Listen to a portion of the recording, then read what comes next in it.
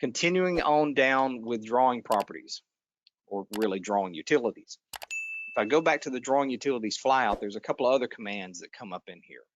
One is purge.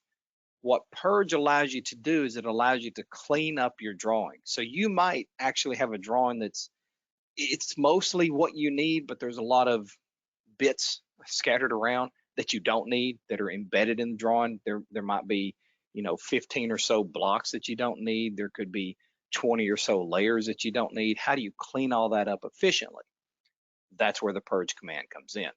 So with the purge, you have two options. You can show the items that you can purge or show the items that you cannot purge. Kind of a good status check. And the reason that you won't be able to purge an item is because it's used somewhere out here in the drawing area. If you look at the items you can purge, it gives you a nice breakdown of what you can get rid of. Various items in here like blocks, layers, things like that.